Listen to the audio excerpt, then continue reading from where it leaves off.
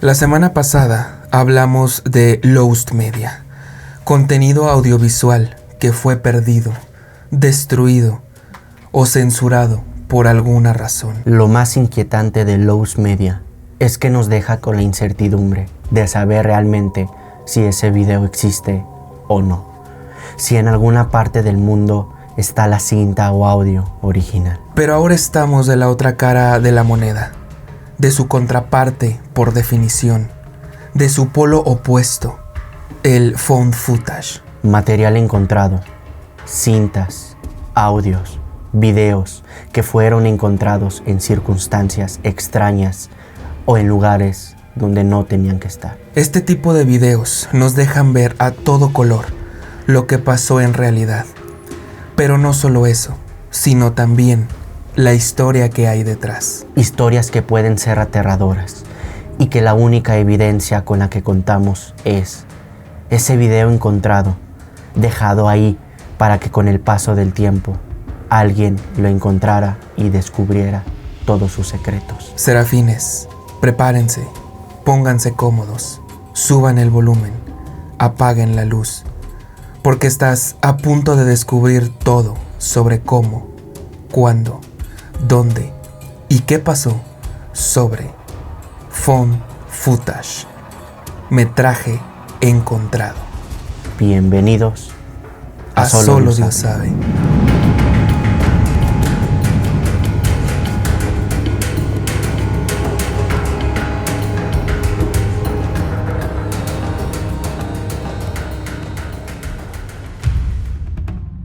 Atención. El siguiente video contiene material audiovisual no apto para todo público. Todo el contenido mostrado es meramente por entretenimiento. Se recomienda discreción.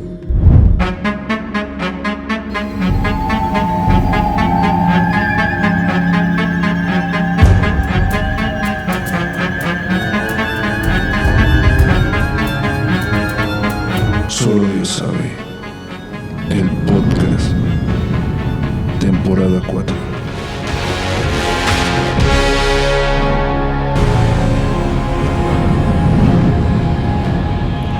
Buenas noches, serafines. Han vuelto a cruzar la puerta. La oscuridad nos llama. Abran sus mentes y déjense arrastrar por los misterios más profundos de nuestra realidad. Junto a nosotros, como siempre, nuestro cómplice, Brandon Martínez. ¿Estás listo, Brandon? Amigo, serafines, buenas noches a todos. Me encuentro bastante emocionado por el tema que nos traes en esta ocasión.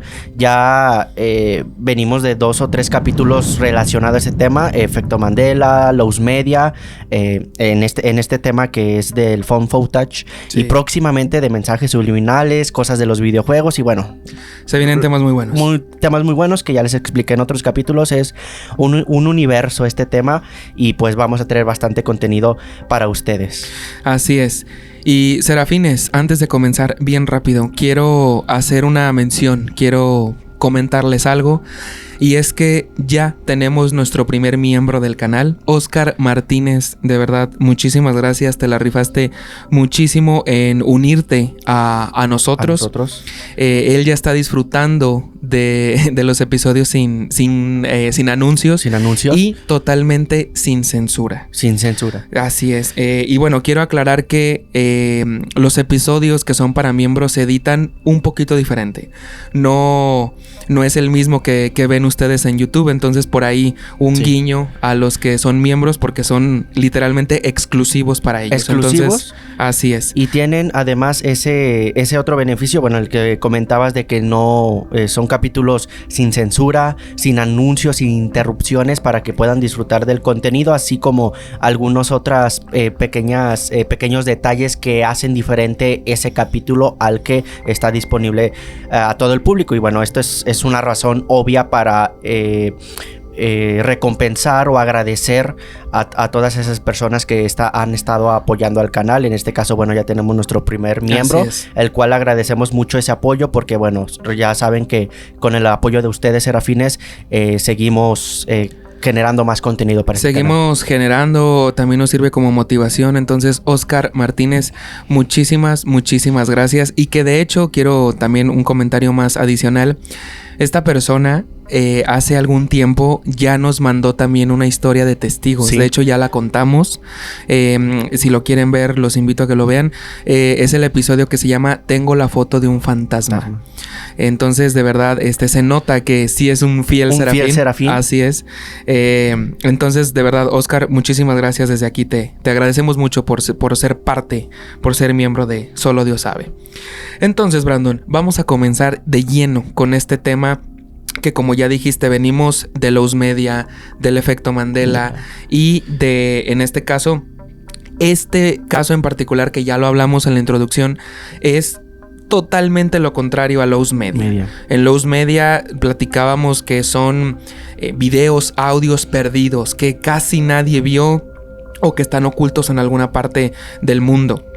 El found footage es totalmente lo contrario. Para las personas que no sepan qué es el found footage, vamos a explicarlo rápidamente. El found footage, o en español metraje encontrado, es una técnica narrativa que se usa mucho en películas, de hecho. En este caso, primero se usó en el cine y luego pasó o evolucionó a la era digital, a videos de YouTube, sí, TikToks, etc. Hoy en día es famosísimo el found footage en videos de TikTok que según encuentran, o el típico video de compré una cámara digital en un bazar, sí, y encontré esto, ¿no? Eso es el found footage. Ahora, lo característico de este estilo, porque es un estilo o una técnica, son varias cosas. Primero, casi no hay edición.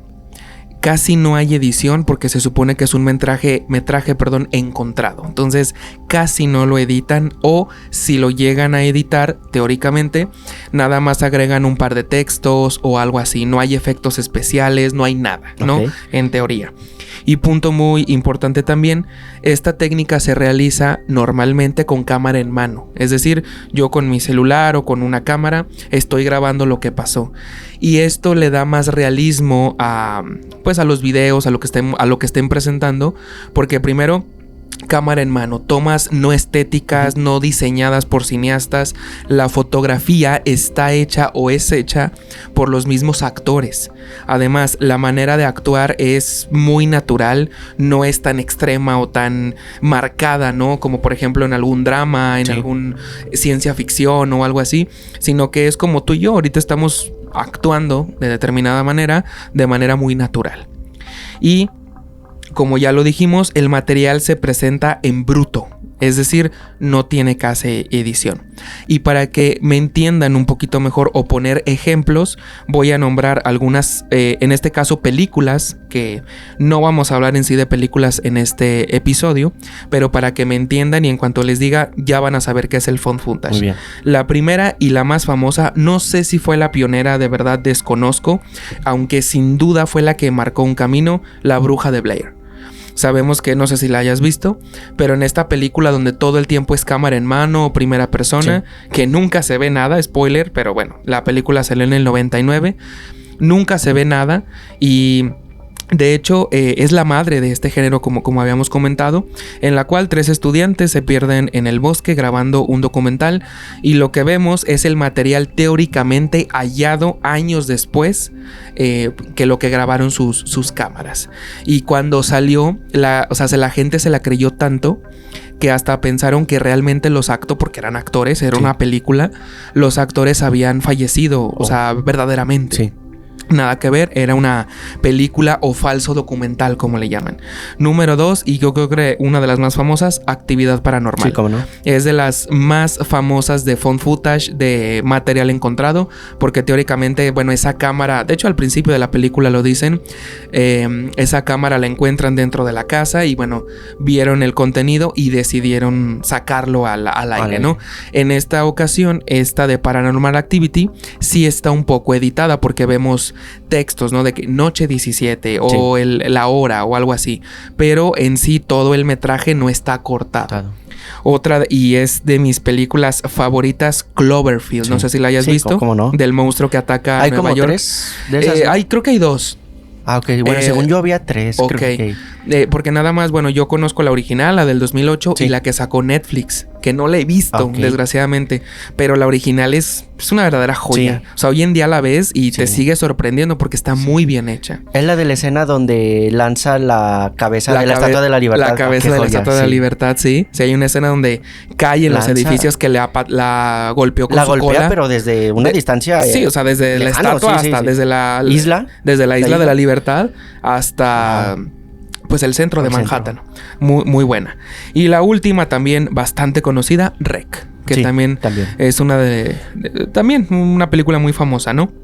Entonces ya con esto nos podemos dar una idea de lo que es el found footage o cómo es que se ve. Y repito, esto es en cine. No venimos a platicarles películas que seguramente ya vieron, sino les venimos a platicar videos que evolucionaron hacia internet, que están en YouTube, en TikTok, en varias redes sociales, que no es una película como tal. Ya son casos reales. Ya son casos de la vida reales. Ajá. Y por eso les digo que esto es totalmente lo contrario a Lost Media, porque aquí no vamos a ver como tal, porque no sé si se pueda por derechos de autor.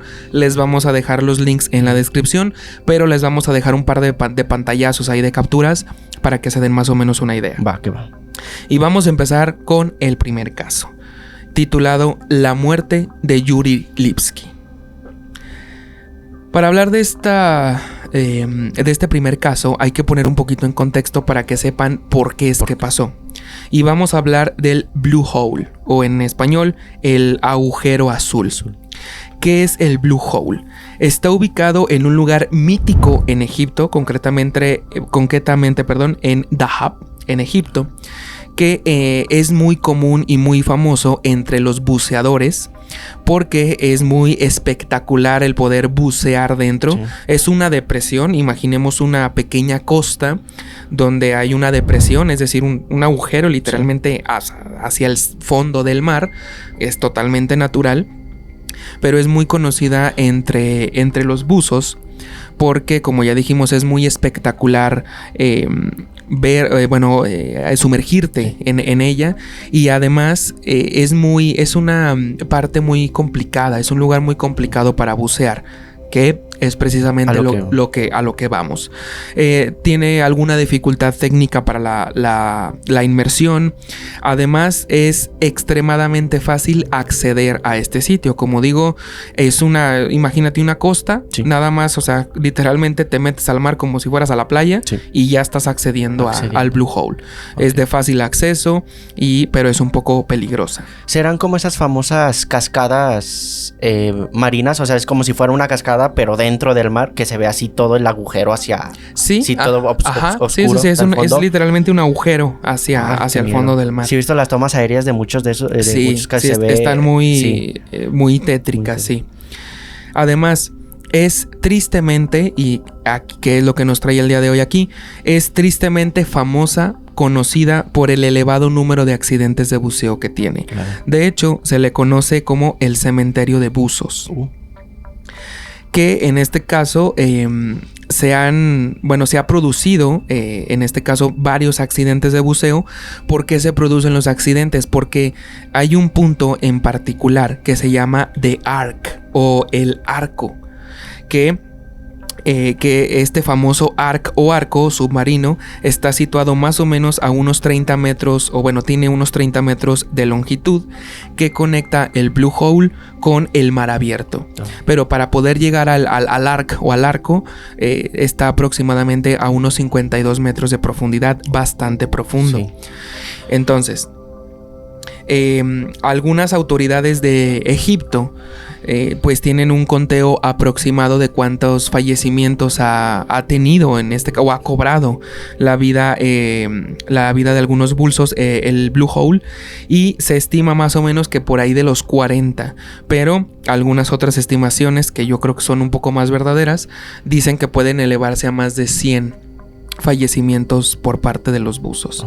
Ahora, ¿cuáles son los problemas de este Blue Hole? ¿Por qué es tan peligroso? ¿Por qué, a pesar de que sea un lugar muy famoso entre buceadores, por qué es tan peligroso? Bueno, primero, porque la profundidad que tiene, esto requiere que posiblemente requieras más de un tanque de oxígeno. ¿ok? Entonces básicamente no puedes ir solo, o a menos que seas un experto buceador, pero tienes que llevar mínimo unos 2 o 3 tanques de oxígeno para poder realizar el recorrido completo. Además, la orientación, ya cuando estás en el fondo del mar, pues todo se ve igual. Sí. Es muy fácil nortearte, como decimos aquí, ¿no? Que pierdas la orientación. Incluso a veces se ha rebasado, el buceador es rebasado, ya que es a donde vamos, hay un punto de no retorno en el cual, bueno, tú bajas, pero el agua te empuja hacia arriba, obviamente, pero hay un punto de no retorno donde el buceador baja tanto que el agua lo jala. Ah, ok. El efecto contrario. Exacto. Entonces hay una caída no libre, pero hay una... te jala sin retorno por ahí de los 80 metros.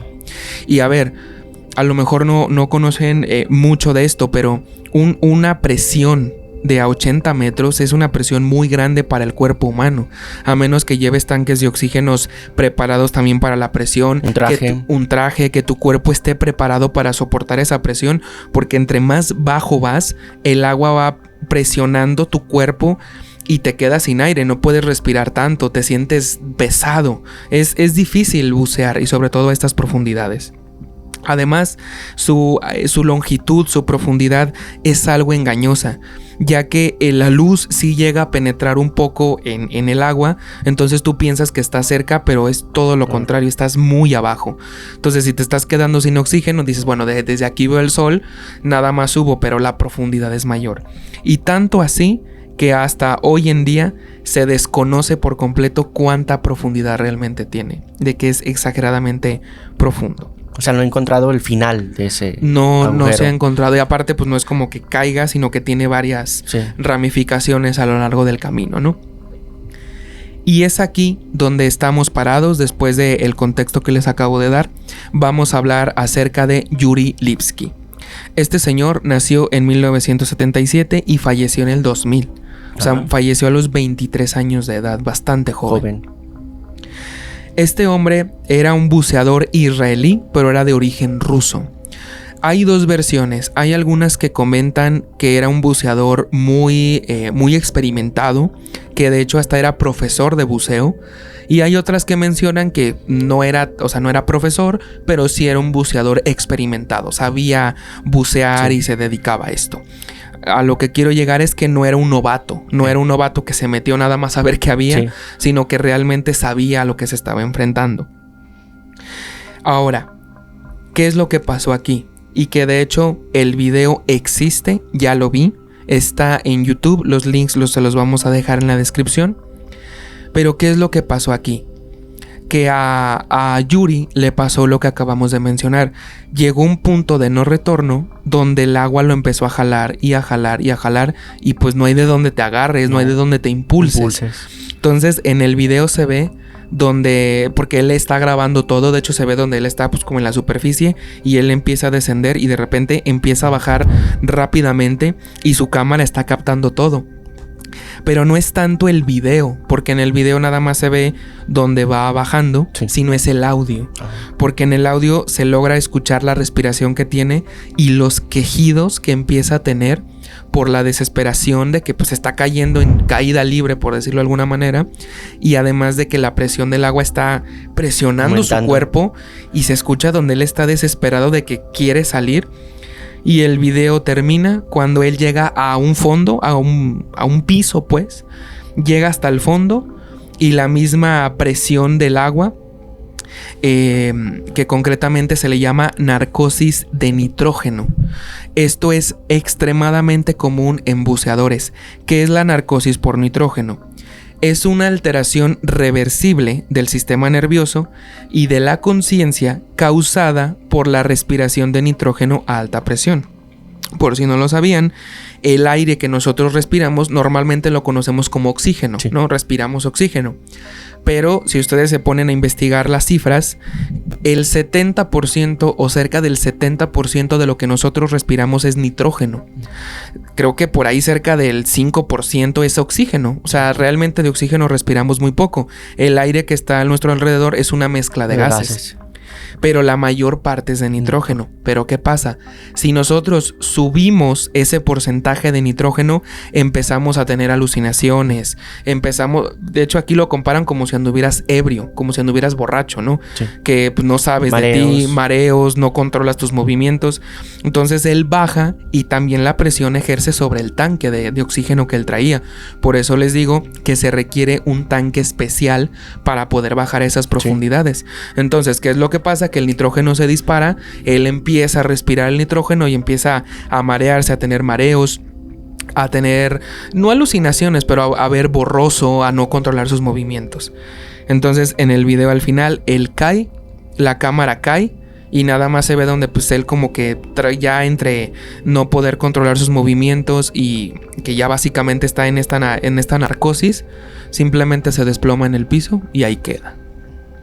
¿Y por qué es found footage? Porque bueno, se encontró la cámara de este buzo y pues es el metraje que ahora tenemos, ¿no? Sí. Entonces por ahí les vamos a dejar el link y para que ustedes puedan ver con sus propios ojos el caso de Yuri Lipski, un caso trágico, y en el video les digo no se ve tan aterrador. De hecho, si tú ves el video posiblemente no sepas qué está pasando, sí. Que de hecho es una de las características principales de un found footage. Si tú ves el video normal dices, ok, no encuentro nada fuera de lo común. O sea, no hay un contexto. No hay un contexto. Tú lo ves y dices, ok, hasta que te cuentan la historia y lo que pasó dices, ok, ya le entendí, sí. ¿No? Y precisamente vamos a entrar al segundo caso, que este es el ejemplo perfecto de lo que acabamos de mencionar. Y tengo que decir que es uno de mis casos favoritos de los que traemos el día de hoy. El caso lleva, el título es el caso de Joe Cummings. ¿Quién es este señor y qué pasó? Joe Cummings, él vivía en un pequeño apartamento en la ciudad de Nueva York. Él vivía con su novia, ¿ok? Él vivía en un pequeño apartamento, creo que era un actor, era un actor o es. Entonces él vivía con su novia en su apartamento, todo bien, todo normal. ¿Qué es lo que pasa? Que él empieza a notar que la comida, o sea, la comida que él compra, se acaba muy rápido. Ah, caray. Y él, bueno, al principio dice, bueno, pues a lo mejor mi novia tenía hambre, ¿no? No sé. Sí, o sea, pues no le vas a reclamar porque agarre cosas, ¿no? Si estaba de malas. Estaba de mal, dame sus días. Entonces él empieza a notar que la comida se acaba muy rápido. Y hasta él menciona que, por ejemplo, un galón de leche o un porro de leche empieza a bajar más rápido de lo normal. O sea, él dice, ok, ¿qué está pasando? Y de hecho él comenta en el propio video que él nos da, que él lanzó a la luz. Primero hay una explicación de lo que pasó y hasta él mismo dice que él le reclamó a su novia de decirle, oye, o sea, no me enojo, pero tú eres la que te estás comiendo todo esto. O sea, te lo juro que no hay pedo, pero dime realmente porque se me hace muy raro. La novia evidentemente le dijo, no, o sea, sí como, sí agarro de tu comida, pero yo no me acabo todo eso. O sea, imagínate lo que tendría que comer para que la comida bajara así. Cuando su novia le menciona esto, a él se le empieza a hacer muy extraño. ¿Y qué es lo que pasa? Que él decide instalar una cámara de seguridad en la cocina para ver qué está pasando. Y lo que vio le cambió la vida. De verdad, es extremadamente aterrador. Y ojo, no estamos hablando de fantasmas, de demonios, de la vida real. Porque esto pasó en realidad y de hecho nos puede pasar a cualquiera. Pongan atención a lo que pasó. Este hombre, Joe Cummings, instala la cámara de seguridad en su cocina. Apaga las luces, la cámara entra en modo visión nocturna. Apaga las luces y él se va a dormir. Que yo creo que ahorita ustedes están viendo algunas imágenes. Posteriormente, minutos después, imaginen su cocina. En la parte de arriba de la cocina hay como una puerta, como un lugar de almacenamiento.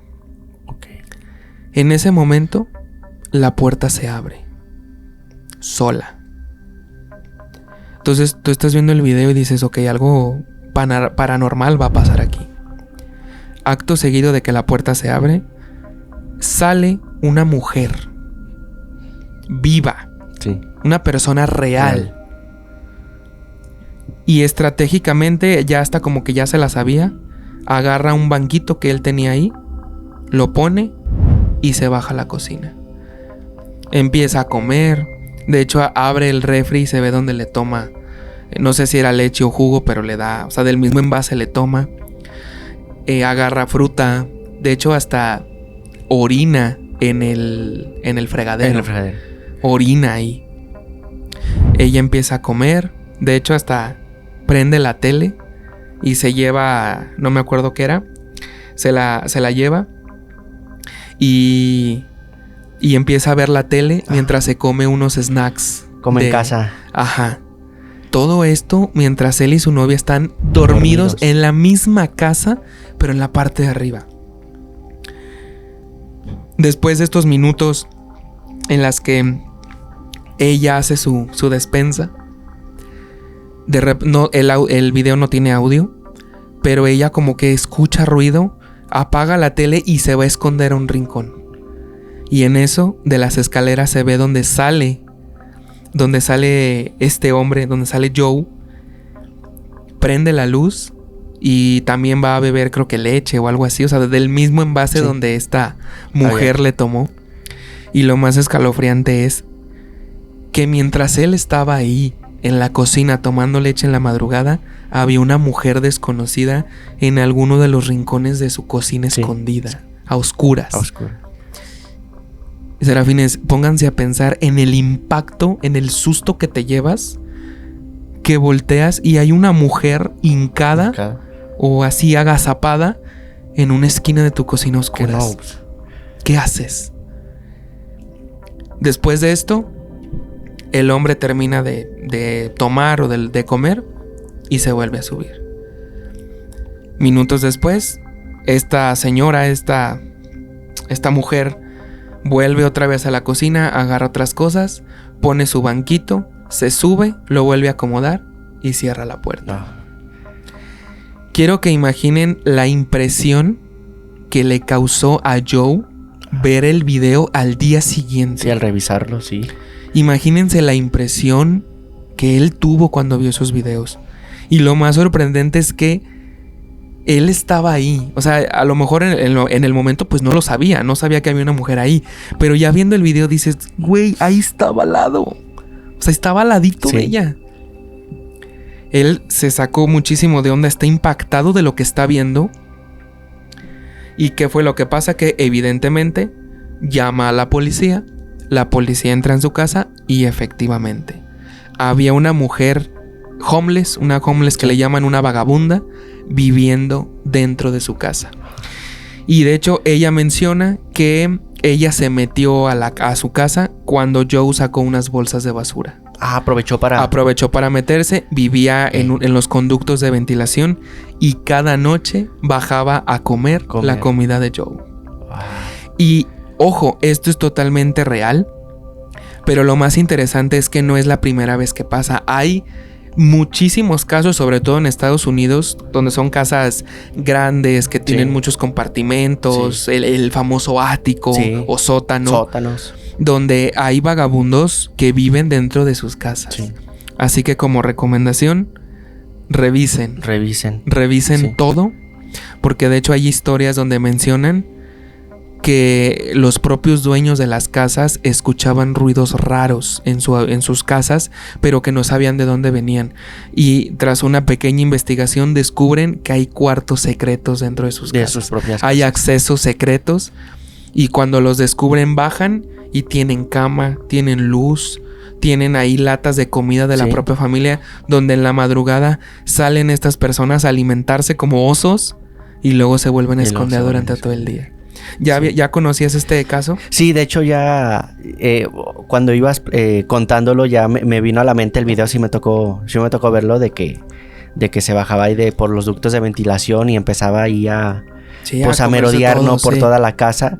Y pues sí, o sea, el impacto que tuvo la pareja al revisar los videos de Es que seguridad. imagínate nada más. O sea, y más del joven que pues tenía ahí a menos de unos 2-3 metros a esa mujer desconocida, esa pues sí, esa vagabunda, por así decirlo. Pero sí, la recomendación que mencionas, ¿no? O sea, revisen cada rincón de su hogar, porque pueden encontrar cuartos, habitaciones nuevas. Vayan preparados por cualquier cosa, ¿verdad? Que se ponga algo agresivo por ahí.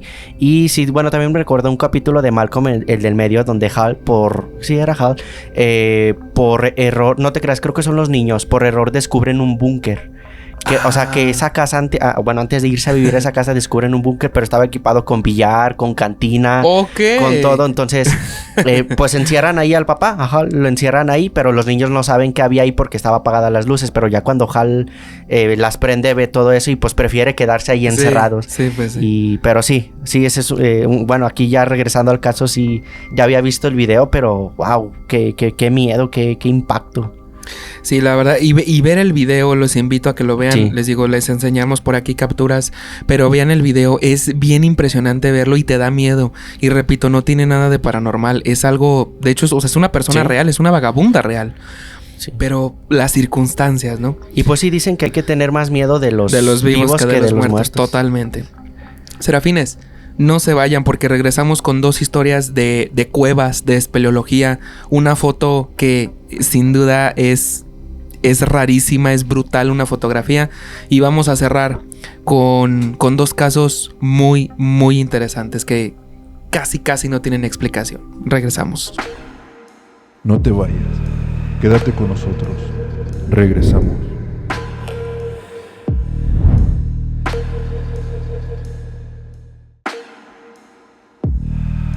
Aún falta mucho por descubrir.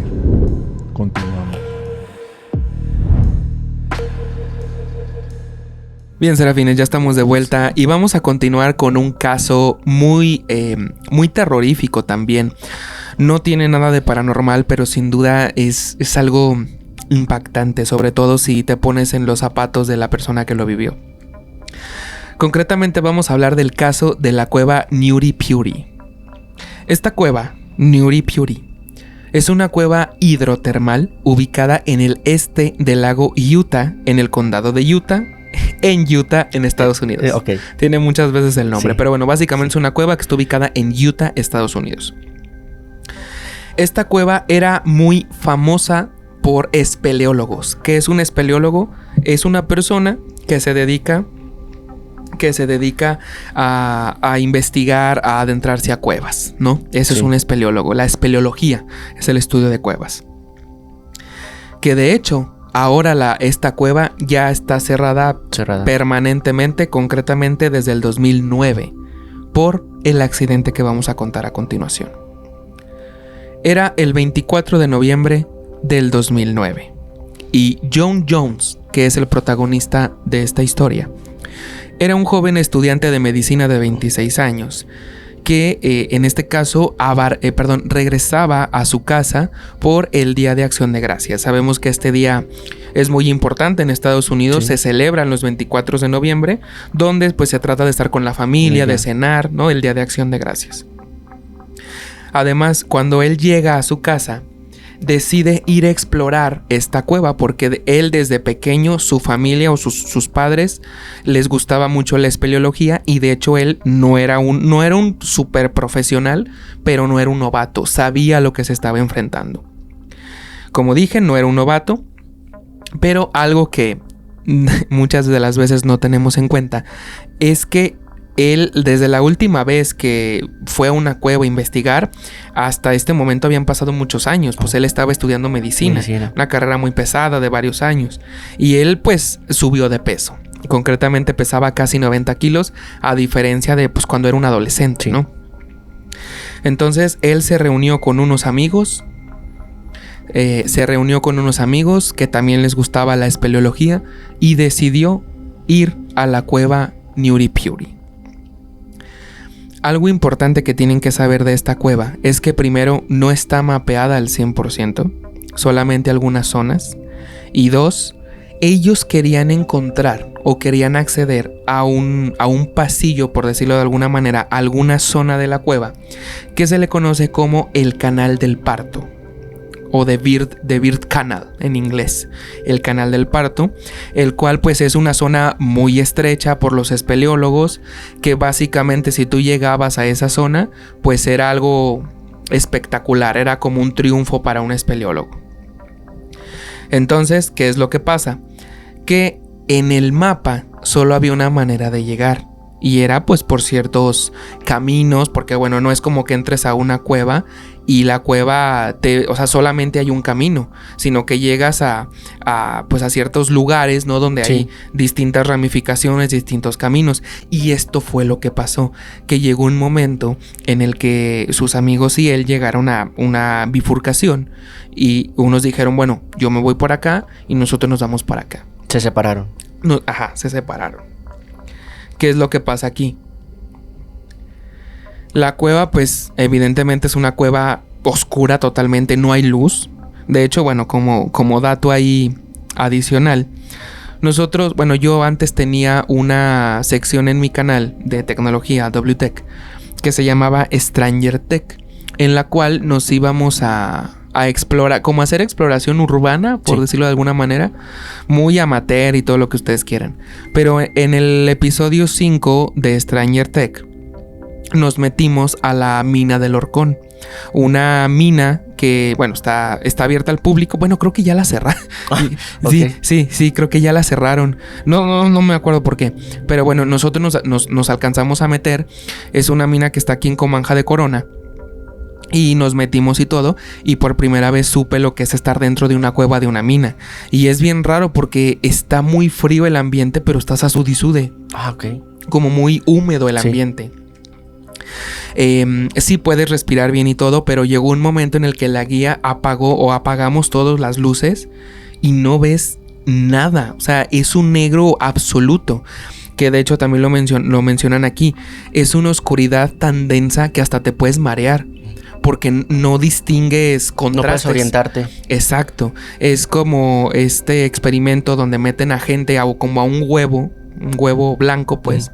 Y como los ojos no detectan profundidad, sino infinito, te empiezas a divagar de que no ves nada. Algo similar pasa en este caso. ¿Qué fue lo que pasó aquí? Estaban en la cueva, se fueron por la bifurcación y John vio un hueco que no estaba en el mapa. Entonces él dijo, ok, ese hueco sale a el canal del parto, que era el lugar o el objetivo de ellos, donde ellos querían ir. Entonces, ¿qué es lo que pasa? John se mete, pero entró de cabeza. Entró de cabeza, ¿por qué? Porque bueno, es normal que entres de cabeza para que tú mismo te vayas empujando y vayas viendo. Y vayas viendo, exacto. Porque imagínate, entras con los pies y descubres que hay un precipicio, algo pues para abajo, ¿no? Bueno, que entonces él entró de cabeza.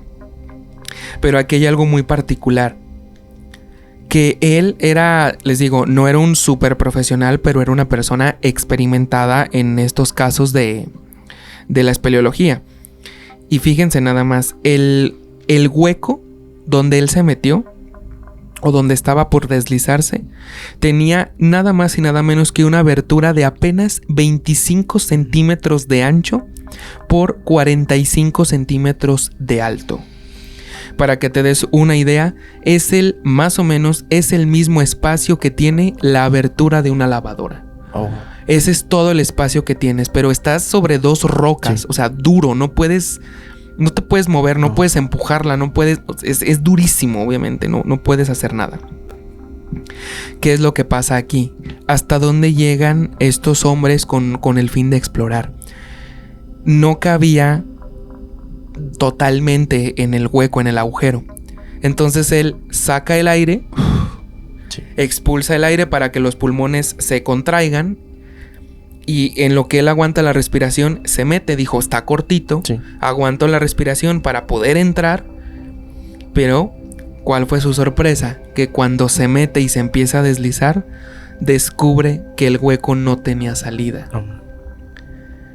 Él ve eso y pues ya le faltaba aire. Respira y los pulmones y las costillas hicieron contacto con la piedra y ya no había forma de no retorno. Él estaba en un punto de no retorno, la grieta se hacía más angosta hacia abajo todavía, y otro punto muy desesperante. Si ustedes sufren de claustrofobia, sí, esto va a ser muy impactante, pero los brazos los tenía pegados a su cuerpo. Imagínate estar así, de cabeza, y no ni siquiera poder mover tus brazos. Es una desesperación brutal, o sea, no puedes hacer nada. Y tampoco podía respirar bien, porque cuando inflaba sus pulmones para agarrar aire, se apachurraba más dentro de la roca. Entonces llegó un punto en el que dijo, o sea, ya me atoré aquí. Y de hecho ahí tienen una imagen de una recreación de cómo él estaba. O sea, vean el espacio tan pequeño donde él se quedó, que nada más se alcanzan a ver sus pies por la parte de afuera. ¿Qué es lo que pasa? Que no iba solo, evidentemente, como dijimos, iba con unos amigos, y cuando se separaron, con él se fue otro de sus amigos, otro de sus compañeros. Y obviamente pues lo vio, lo intentó jalar, pero de hecho él menciona que en esos intentos de sacarlo, lo único que estaba provocando era que se hundiera más. Sí. Entonces imagínense la desesperación que tenía este amigo, bueno, y evidentemente John.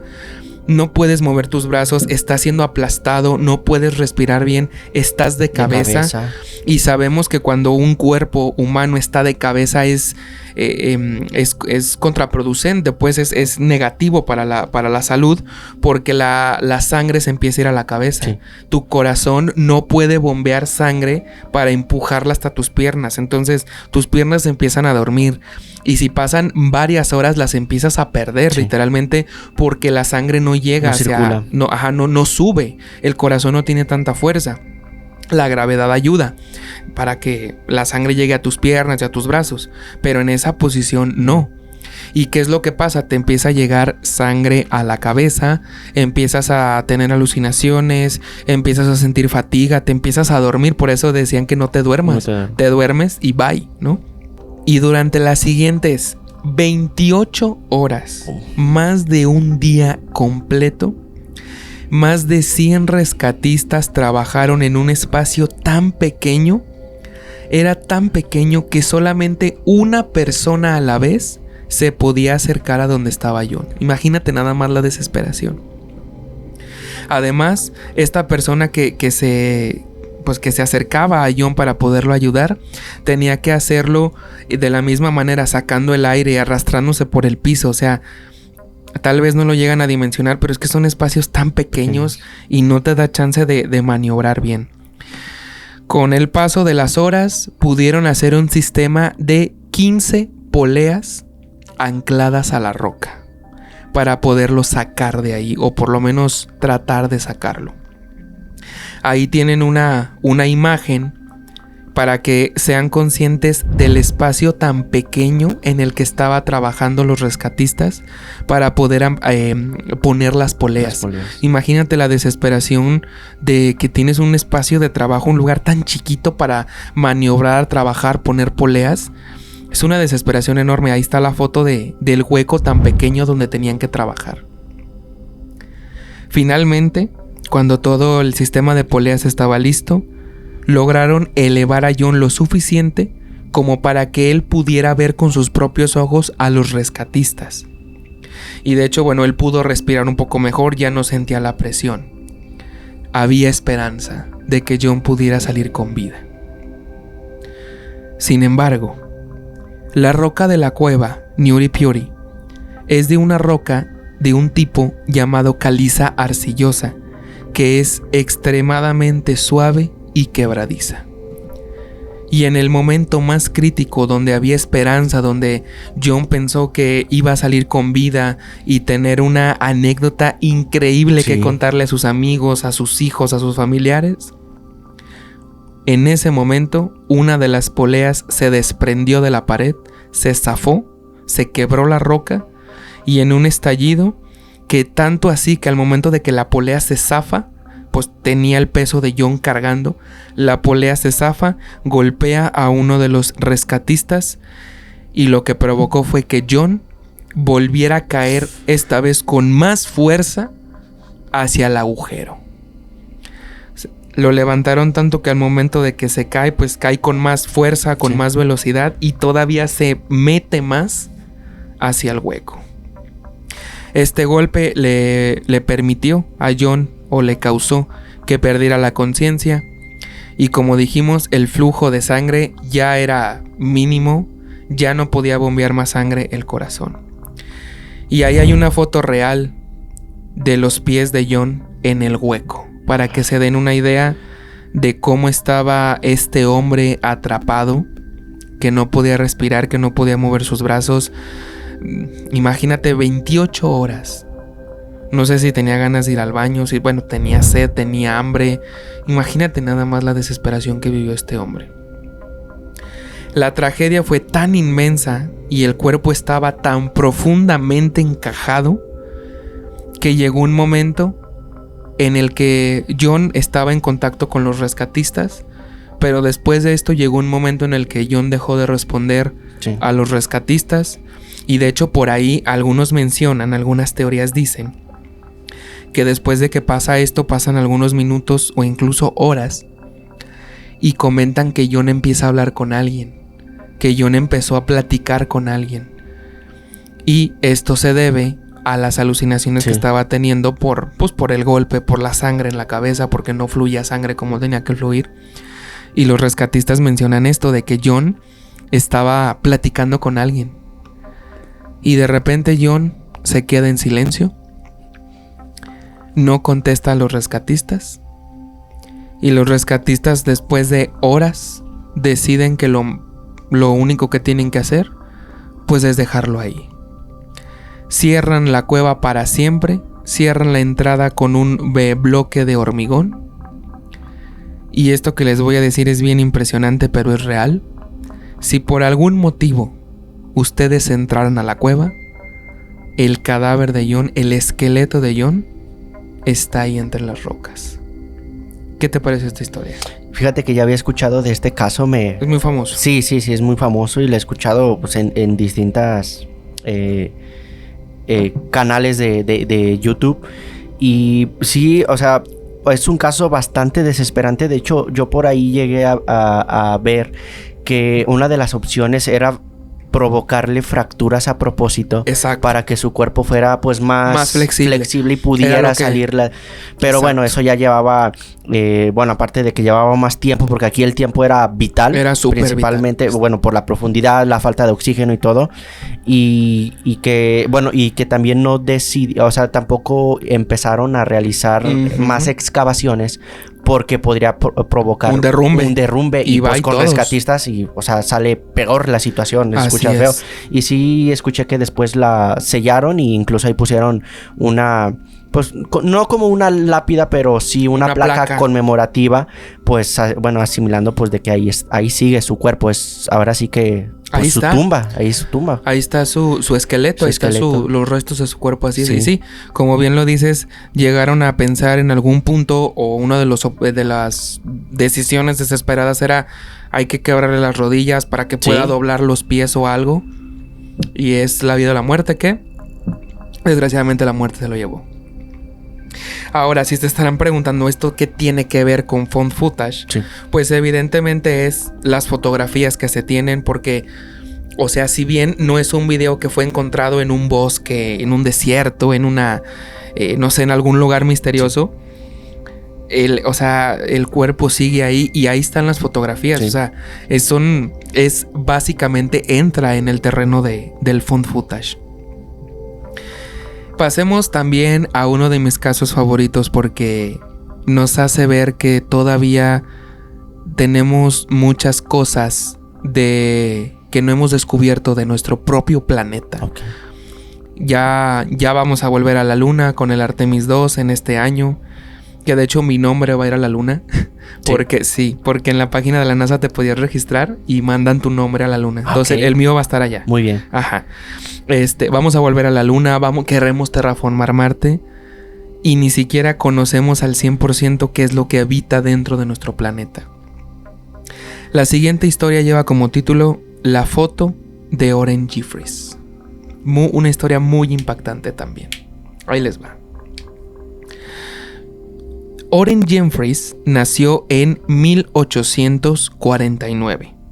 Desde muy temprana edad tuvo el interés por conocer nuevas culturas, nuevos lugares, pero sobre todo buscar la manera de tener consigo un recuerdo de todos los viajes que quería hacer. La fotografía. Sí. Sabemos que una fotografía dicen que es congelar el tiempo de un evento muy importante en tus vidas, tu boda, tu cumpleaños, un acontecimiento importante, ¿no? Estas fotos se quedan para la historia y cada vez que las ves, recuerdas qué estaba pasando, recuerdas qué estabas haciendo y bueno, pues quedan para la historia. Sí, es evidencia. Es evidencia de tu propia vida. Sí. Y este hombre, Oren Jeffries, pues quería viajar, quería conocer culturas, tenía hambre de conocer el mundo. Y él decidió que también una de las mejores formas de hacerlo era ser fotógrafo, tomar fotografías de todo lo que, de a donde él viajaba. Cuando se convirtió en adulto y mantuvo un trabajo que le permitió subsistir, es decir, una economía estable, Oren no dudó en cumplir sus sueños y adquirió una cámara que le iba a permitir capturar los momentos que él quisiese. Sí. Era un amateur, pero apenas empezaba a conocer aquel artefacto que tenía en sus manos. Hasta que tuvo el trabajo se pudo comprar su primer cámara, pero era un sueño que él tenía y se la pudo comprar. Y como dijimos, no era un experto, era más o menos un amateur, porque bueno, cámaras pues acababan de inventarse casi. Entonces, esto no fue un impedimento para que el hombre empezara a hacer viajes, desarrollar en su totalidad la práctica de la fotografía. Y esta historia que nos tiene esta noche para contar sucede en 1895. O sea, una foto bastante vieja, pero no deja de ser sorprendente. ¿Qué fue lo que pasó? En 1895 emprendió un viaje hacia unas grandes cuevas, ubicadas en el sureste de Virginia, en Estados Unidos. Iba decidido a utilizar su cámara para poder tomar todas las fotografías que le plazca, sí, ¿no? Llevó su cámara y concretamente llegó a las cuevas. Todo marchaba bien y de hecho él tenía la idea o quería hacer el experimento de lo que se le conoce en fotografía como una exposición prolongada o de alta exposición. ¿Qué es esto? Para que se entienda un poquito mejor. Esta técnica se utiliza mucho cuando quieres capturar fotos en zonas muy oscuras. También se utiliza mucho, por ejemplo, en fotografía espacial. Como la cámara tiene que captar mucha luz para que, por ejemplo, en el caso de fotografía espacial, porque bueno, la luz de las estrellas pues no nos llega tan potente. Entonces, ¿qué es lo que pasa? Que, dicho coloquialmente, el sensor de la cámara se abre para que entre luz y se mantiene abierto a veces hasta por 1 segundo, 5, 10, 30 segundos, incluso hasta horas. Para que la luz esté entrando en el sensor y pueda captar más luz y se vea realmente. Busquen una foto del espacio sin contaminación lumínica y podrán ver de lo que les estoy hablando. En la ciudad sí vemos una que otra estrella, pero no podemos ver muchas precisamente por la contaminación lumínica. Las luces de las casas, de la iluminación del alumbrado público. De los autos, de muchas cosas. Entonces la luz rebota hacia el espacio, hacia la atmósfera y nos bloquea cierto acceso sobre todo a las estrellas que son menos potentes. Las estrellas que son muy brillantes pues sí nos permite ver su brillo. Entonces él quería experimentar esta técnica de exposición prolongada, de exposición larga, de alta exposición. ¿Qué es lo que tiene que hacer? Él llegó a la cueva, colocó su cámara frente a la cueva,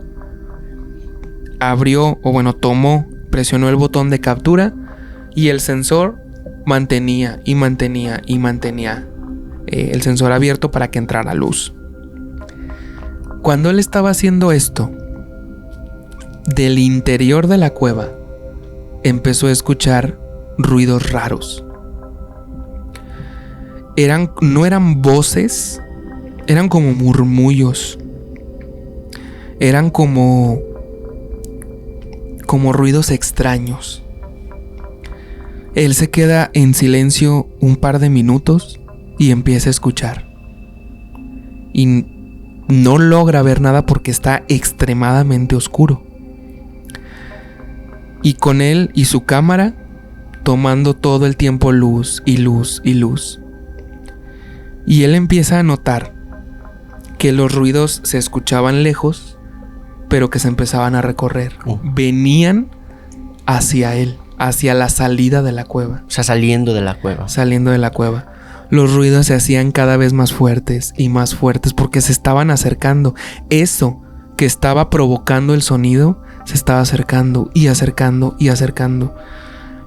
Y él, en un momento de desesperación, de decir, ¿qué es? O sea, algo va a salir a atacarme. Él inmediatamente pensó en un animal, obviamente. Un animal que estaba dentro de la cueva y que salió para defenderse o algo así.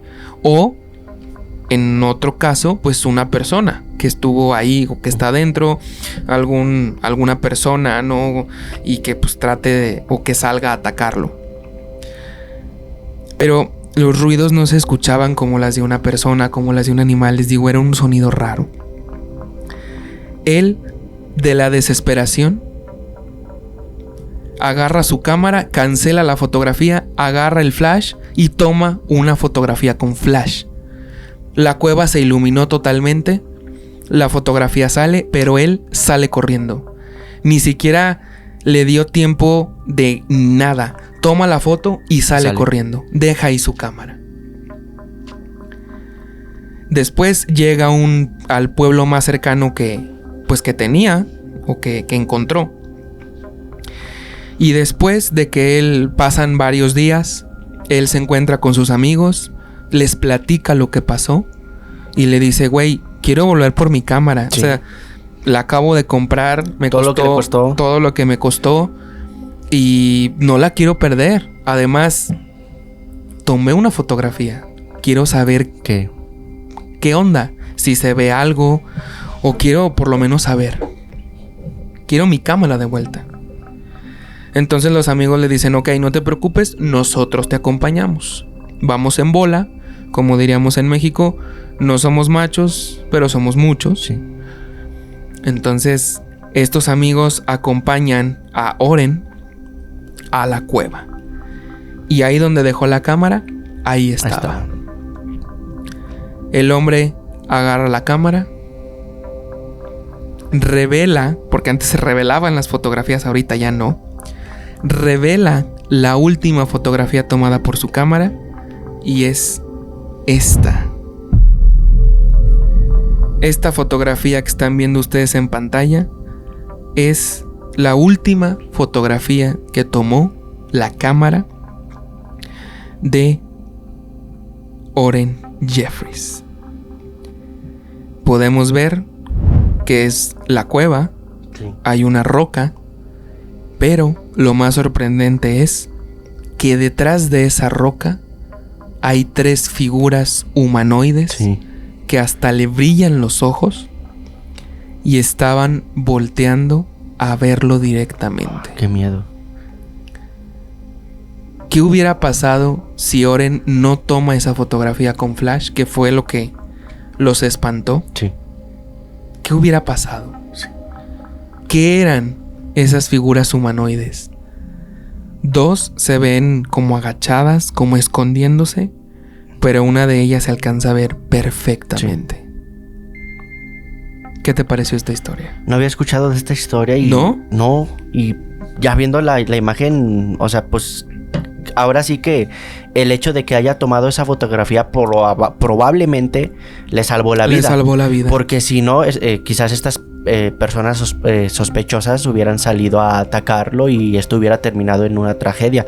Afortunadamente, pues bueno, retiró su cámara, tuvo la valentía de tomar si es que son personas. Si es que son personas, sí. Porque bueno, que aquí ya con la imagen pues sí nos podemos asimilar ya más a algo humanoide, como lo comentabas, pero si no hubiera tomado una fotografía, pues se hubieran hecho teorías, leyendas de que pues no sé, era... Pero hay evidencia. Ajá, pero ya con esta evidencia que pues hasta el día de hoy pues no bueno, yo no conocía de este caso Sí. de la imagen, pero sí da esa vibra bastante pesada.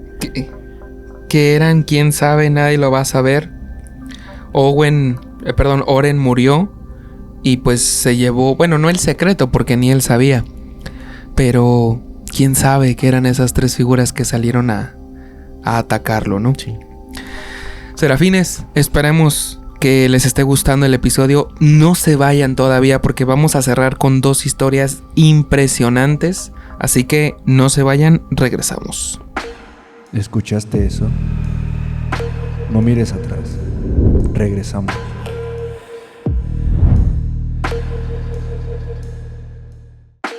El final está cerca. Aún no enciendas la luz. Continuamos. Serafines, muchas gracias por quedarse hasta este punto del episodio. Y si ya eres fan, llevas bastante tiempo viéndonos, sabrás que nosotros tenemos una bonita costumbre de aproximadamente en este tiempo del podcast, del episodio, les pedimos a ustedes, Serafines, que nos dejen un comentario, una palabra clave que al momento de que ustedes comentan eso, para nosotros significa que llegaron hasta este punto del episodio, que les gustó el episodio y que bueno, ese comentario, esa palabra nos sirve a nosotros, que la verdad se los agradecemos bastante. Lo hemos hecho con varios episodios y les fue muy bien. Varias personas nos estuvieron comentando ahí las palabras clave y les fue muy bien, y la verdad les agradecemos el tiempo que se toman en comentar. Y les digo, nosotros sabemos que llegaron hasta aquí, que siguieron viendo y que el episodio les está gustando. Esta palabra clave tiene que ver con el episodio que tocamos en su momento. Y la palabra clave para este episodio va a ser juguete. ¿Por qué juguete? Porque ahorita lo vamos a ver. La última historia tiene relación con esto, con un juguete. Entonces, si llegaron hasta este punto, comenten juguete. Nosotros les vamos a dar corazoncito, les vamos a contestar, se los prometemos. Y vamos a saber que llegaron hasta aquí. Sí. Bien, Brandon, pues vamos a cerrar con estas 2 historias increíbles. Y que de verdad la última es muy, muy aterradora. Pero comencemos con el video de las catacumbas de París. Las catacumbas de París son mucho más que un cementerio bajo tierra.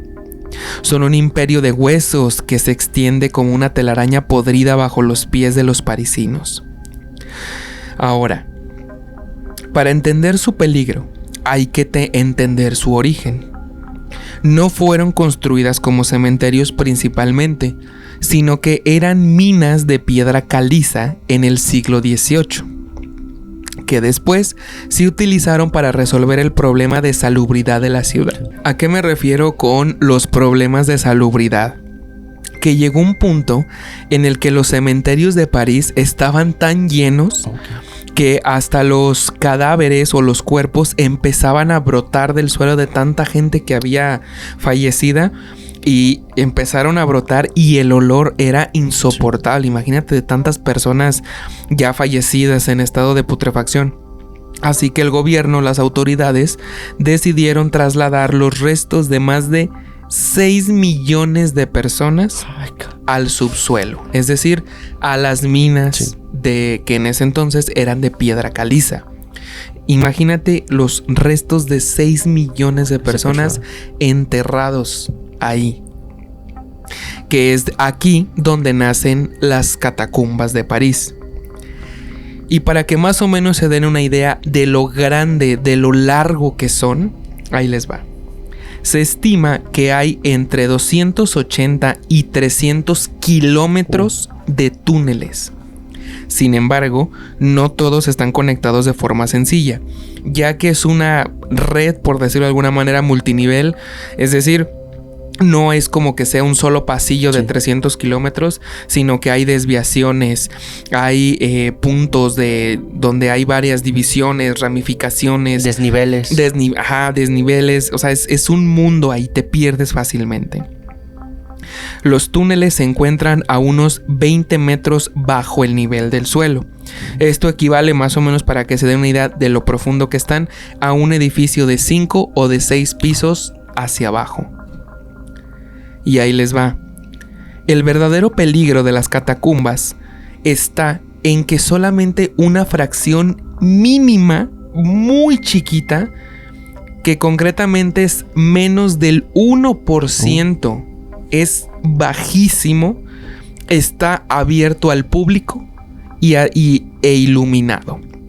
Solamente el 1%, que esto, si lo transformamos a kilómetros, apenas 1.5 kilómetros de 300 está libre al público o de acceso libre al público. Además, hay zonas inundadas donde el agua llega al pecho, pasadizos tan estrechos que solamente podrías quedar atrapado, como en el caso de la cueva de Newry Beauty. Hay bolsas de gas radón, hay falta de oxígeno. Además, si se te apaga la linterna en zonas oscuras, como ya lo habíamos comentado en la cueva, la oscuridad es tan densa que pierdes el equilibrio, podrías morir de hipotermia o sed, incluso a pocos metros de la salida que no puedes ver. Las catacumbas de París es un mundo. Hay muchísimas historias de las catacumbas de París, porque son enormes, son pues feas hasta cierto punto, pues hay millones de cadáveres ahí de huesos, pero es un punto muy turístico en París. Y esto es lo que nos trae aquí. Además, también hay que conocer un término que vamos a utilizar más adelante. En estas catacumbas de París hay unos grupos de gente secretos, entre comillas, que se llaman catáfilos. ¿Ok? Que estos grupos pasan días enteros abajo. Incluso han llegado a construir salas de cine ilegales con electricidad, bares y hasta bibliotecas dentro de las catacumbas de París. Jugando al gato y al ratón consistente, porque gracias a estos grupos que se llaman catáfilos, el gobierno de París desarrolló una policía especial que se llama la Brigada de las Catacumbas, los cuales son policías que andan patrullando las catacumbas, encontrando a estas famosas personas que obviamente lo están haciendo de manera ilegal. Pero como repito, la zona es tan grande que es difícil realmente encontrarlos. Y aquí sí es lo que nos mantiene, o lo que nos tiene, mejor dicho, el found footage de este caso. Francis Freeland, que es uno de los protagonistas o en sí el que dio a conocer este metraje encontrado, es un director de cine, de televisión, que en el año 2000 produjo un documental para el canal de televisión británico ABC, que después pasó a llamarse Sci-Fi, el clásico y mítico canal Sci-Fi. Este documental se llamaba Scariest Places on Earth, o Los lugares más aterradores de la Tierra. Y cuando empezó a producir, a hacer este documental, él comenta que unos catáfilos, precisamente, encontraron una cámara en las catacumbas de París. En lo que estos catáfilos estaban explorando la zona o yendo a diferentes lados, encontraron una cámara. Vieron el video y les pareció terrorífico. Y estos catáfilos se lo dieron a Francis para que lo investigara y para que lo presentara en su documental. Y gracias a él es que tenemos este video. El video nos muestra, quiero creer que es un hombre, aunque no se le ve no, o sea, no se sabe qué género es, pero quiero creer que es un hombre. Por la respiración, por la manera, lo grueso de la voz, ¿no? No se alcanza a escuchar mucho, pero más o menos podemos deducir. Y este hombre se ve en el video que está tomado con una handycam, ¿no? Que le llaman una cámara de mano, que está recorriendo las catacumbas de París. Pero de un momento a otro, él va caminando tranquilo, grabando las catacumbas. Y es algo raro porque se puede ver como si el video lo hubieran cortado y luego lo pegan, pero con otra parte que ya estaba más adelantada. ¿Por qué? Porque él de manera abrupta en el video se ve donde el hombre empieza a correr, o sea, desesperado, sí, de algo, no sabemos de qué. Pero no es como que él vaya caminando y luego de repente en la toma se ve donde empiece a correr, sino que lo que nosotros vemos es que el hombre va tranquilo y de repente se corta. Bueno, no se corta el video, pero ahora sí que toma diferente toma, sí, y se ve donde el hombre ya está corriendo, ¿no? Ahora sí que como le llaman en el cine el corte A, ¿no? Sí. De que o sea, son imágenes instantáneas. Y el hombre va corriendo, no sabemos de qué, está desesperado en las catacumbas, de que quiere salir. Y en un momento se ve donde él tira la cámara y se ve donde él pasa corriendo de que quiere salir desesperado. No se sabe quién es este hombre. O sea, no se sabe quién es, no se sabe si está vivo, porque nunca encontraron su cuerpo, por lo menos hasta el momento. Lo único que sí encontraron fue la cámara con la que estaba grabando. Y hay concretamente en este video, que también repito, los links se los vamos a dejar, en el minuto 1:08 segundos, se logra ver en uno de los túneles algo. Ahí tienes una foto donde se alcanza a ver el túnel y como algo que lo está siguiendo. Sí se ve ahí al fondo. Ajá, se ve algo. No sé si es una persona, no sé si sea una entidad o no sé, un animal, no lo sé.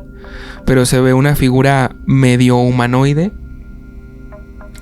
que algo lo estaba siguiendo, pero nunca podemos ver qué es. ¿Qué? Y Serafines, este es otro caso muy interesante que sé que nos deja con muchas dudas de found footage. Que de hecho hay otro video que yo originalmente pensé que era pero ya después descubrí que no.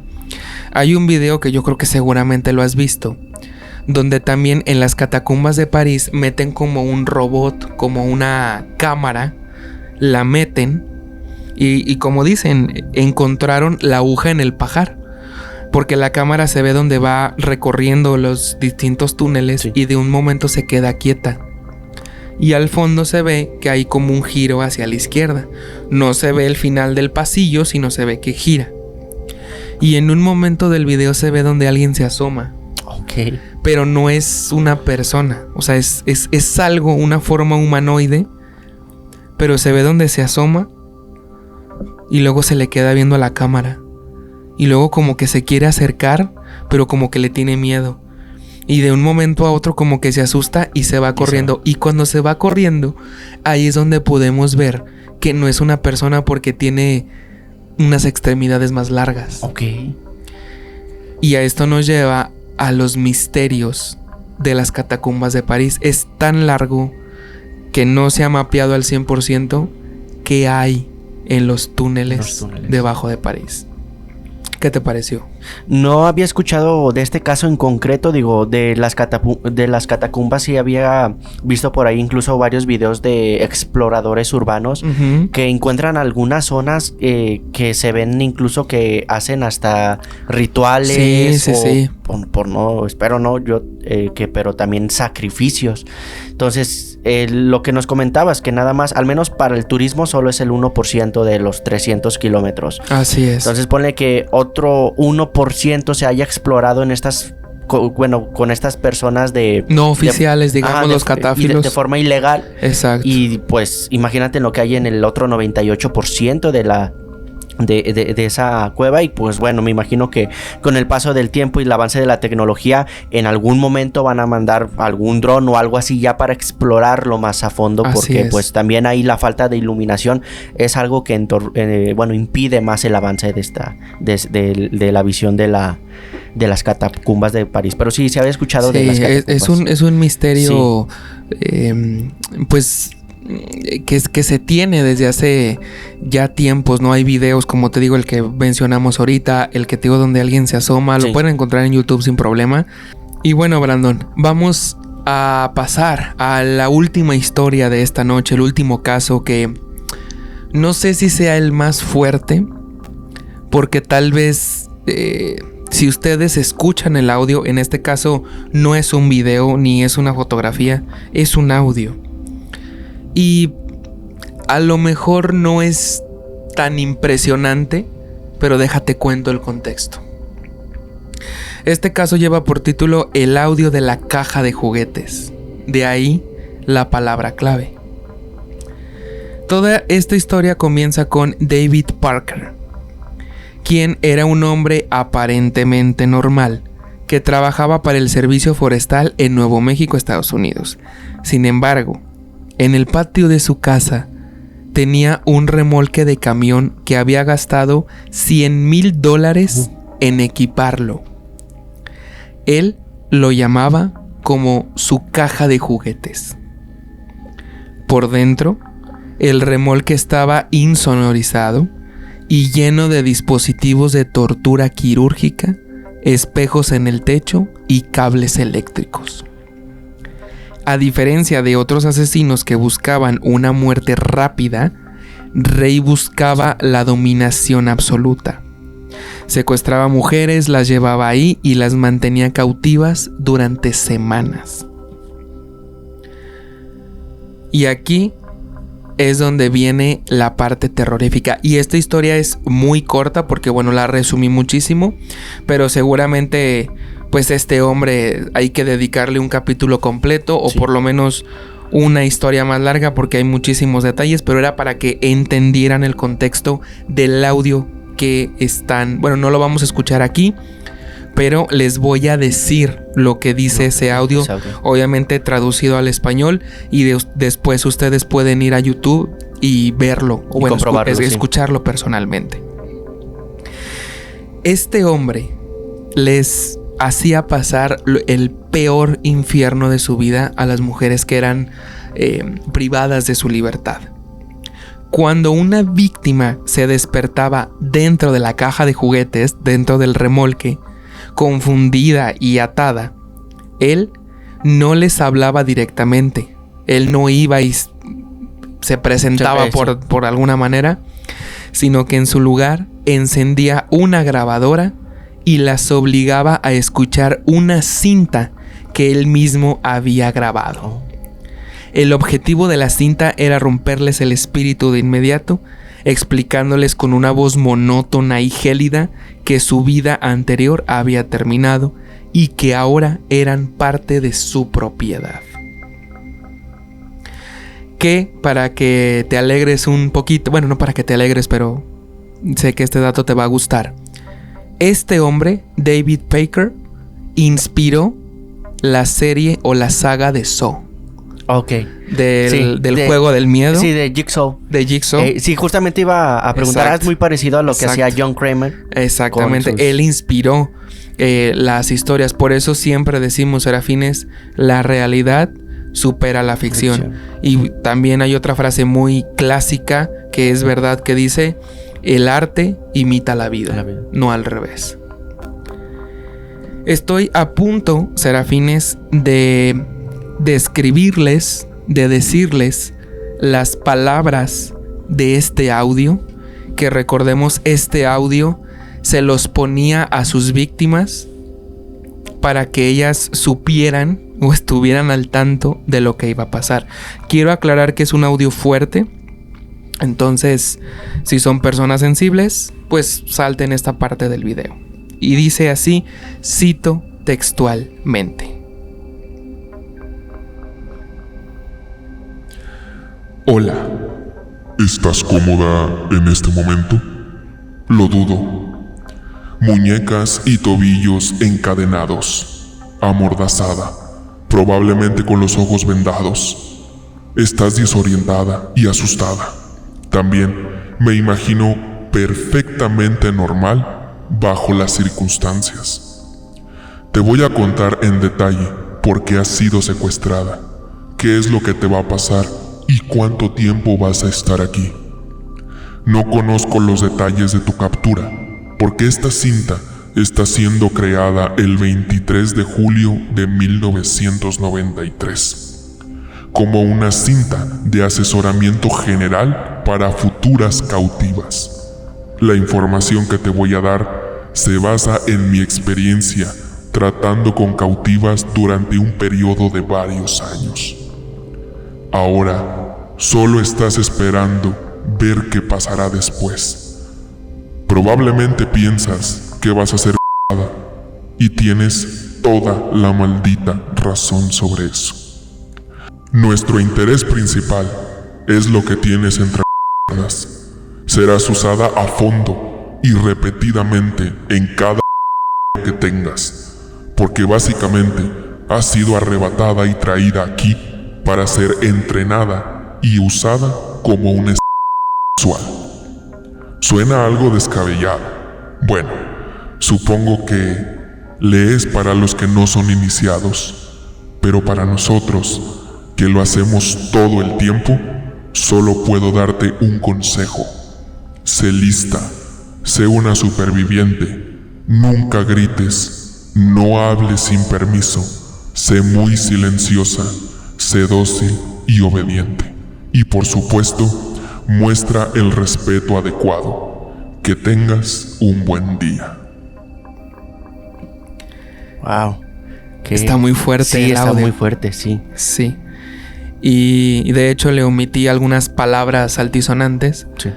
Pero imagínense que esto es lo que escuchaban las mujeres que despertaban en el búnker. Como él bien lo dice, con muñecas y tobillos atados, encadenados. Y escuchar ese audio. Ese audio. Es muy fuerte este audio. Que repito, está en YouTube, lo pueden escuchar. Y repito, tal vez si no conocen el contexto, no les pueda parecer tan impresionante, pero ya sabiendo el contexto, sí.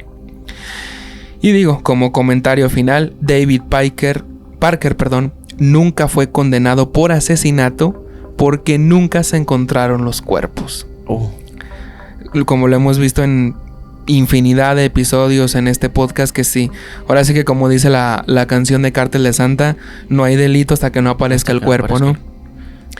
Y se cree que los tiraba en un lago cercano porque nunca encontraron ningún cuerpo, pero fue sentenciado a más de 220 años por secuestro y tortura, pero desgraciadamente, y digo desgraciadamente, van a ver por qué, murió en un ataque al corazón poco después de entrar a prisión, llevándose el secreto a la tumba. Sí.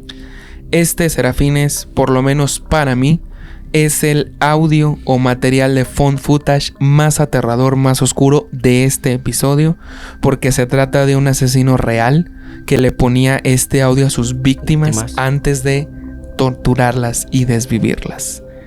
¿Ya conocías este asesino? No, y fíjate que, bueno, ya ahora que ya lo relacionan con el juego de Jigsaw, pues es un caso que me llamó mucho la atención. Probablemente lo investiguemos y en un futuro ya el caso sobre sobre esta persona, aunque retomemos otra vez este terrible audio que les dejaba a sus víctimas, que era pues un golpe bajo para y un golpe sobre psicológico, ¿no? Sí. Porque desde ahí las víctimas ya se mentalizaban para qué iban a estar ahí, para cuál iba a ser su objetivo de estar ahí y de que... O sea, y le dijo literalmente, o sea, sí lo vas a hacer, o sea, vas a hacer... Y como de forma sutil les hizo saber que no iban a salir de ahí, al menos con vida. Entonces estuvo bastante... No, y aparte la forma en el que al final de manera tan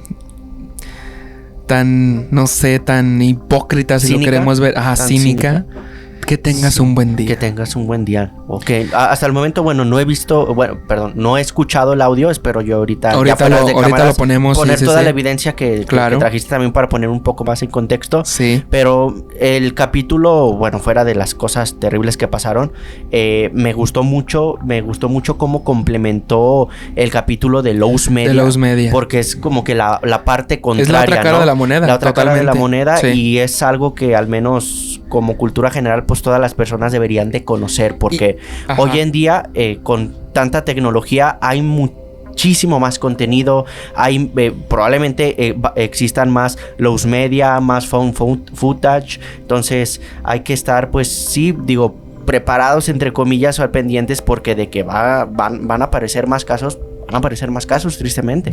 Así es, y te fijas que, o sea, estamos de extremo a extremo, ¿no? Los materiales ocultos, prohibidos, sí, y los materiales que se encontraron. Y si te das cuenta, cualquiera de los dos extremos es aterrador. Sí. Cualquier lado tiene su lado oscuro, su lado aterrador, ¿no? Acá describimos, como tú nos trajiste ese episodio, episodios, desvivimientos que dices, el material existe pero nadie lo ha visto.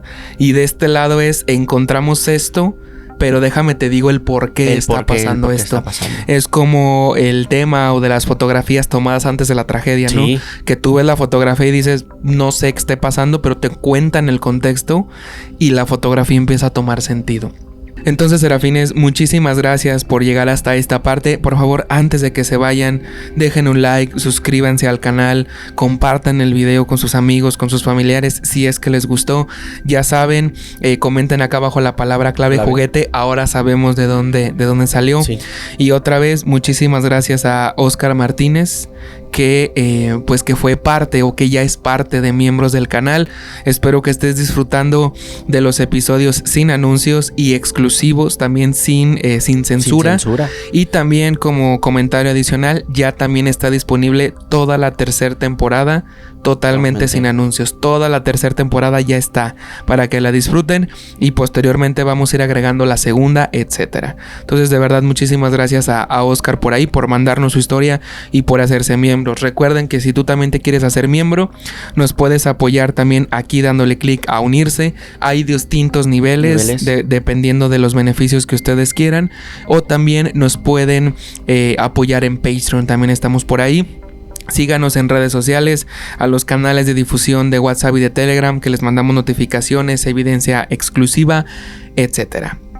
Y ahora sí, sin más por el momento, nos retiramos. Pero no con certezas, sino con más preguntas. Recordando que inevitablemente solo Dios sabe. Soy Güero Orozco. Soy Brandon Martínez. Nos vemos pronto.